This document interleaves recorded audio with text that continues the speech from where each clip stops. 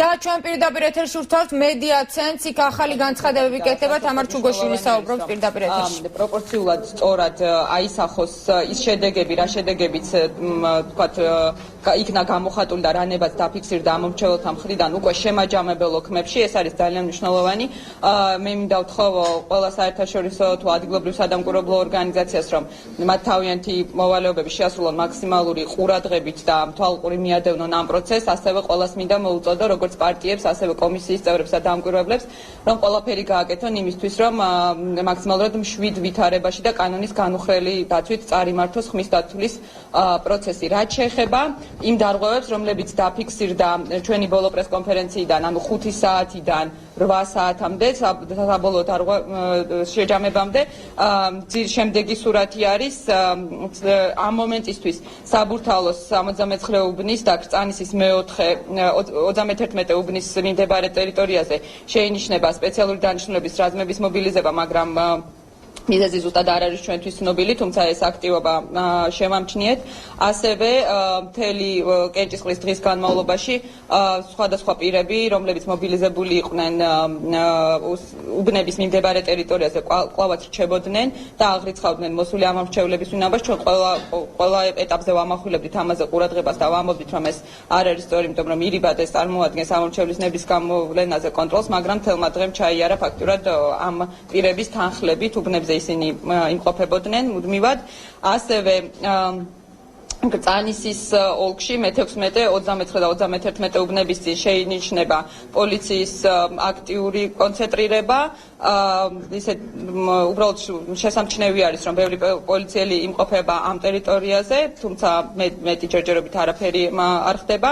ასევე დუშეთის 59 უბანზე იყო პრობლემა და ეხა იქ არის ასევე იმყოფებიან პოლიციელები და საჯარო მოხელეები.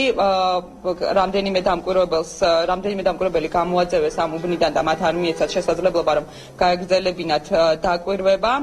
ასევე საბურთალოს მერვე უბნის წინ შეინიშნებოდა ბოლო ეტაპზე დაპირისპირება პარტიის სხვადასხვა პოლიტიკური ძალების აქტივისტებს შორის.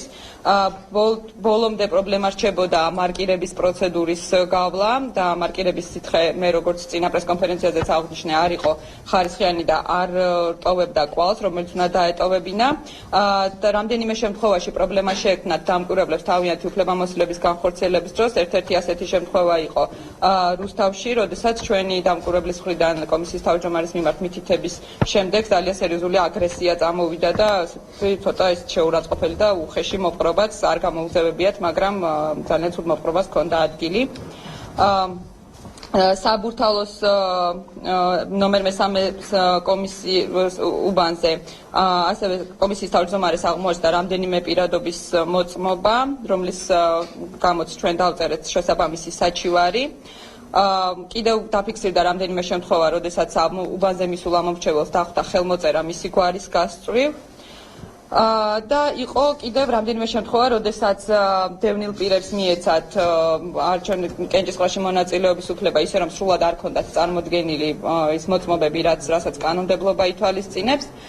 და გერმანიაში კვლავაც იზრდება უკმაყოფილება ამომრჩევლებისა, რომლებიც მიდიან საარჩევნო უბანზე, იმყოფებიან საკონსულო აღრიცხვაზე, მაგრამ რეალურად არ იმყოფებიან ამომრჩეველთა სიაში, მიუხედავად იმისა, რომ მათ უწევთ საკმაოდ დიდ მანძილზე, ზოგიერთ მათგანს უწევთ საკმაოდ დიდ მანძილზე გადაადგილება და მგზავრობა რამდენიმე საათის განმავლობაში და ყველანაირად აუცილებლად უნდა ყოფილიყვნენ ისინი საარჩევნო სიაში, საბოლოო ჯამში გამოვიდა ისე, რომ ბევრი ადამიანი არ იყო ამ სიაში აღრიცხული და შესაბამისად მათ ვერ შეძლეს კენჭისყრაში მონაწილეობა.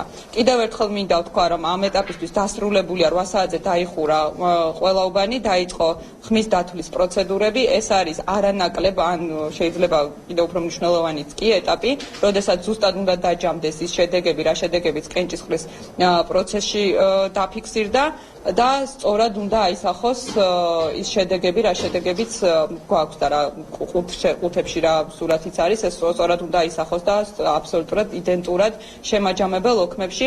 კიდევ ერთხელ მინდა ყველას მოუწოდო 7 პროცესისკენ, ეს არის ძალიან მნიშვნელოვანი, რომ 7 და კანონიერ ფორმებში მოხდეს შემაჯამებელი ოქმების შედგენა უბნებზე და შემდეგ უკვე საოლქო კომისიებში.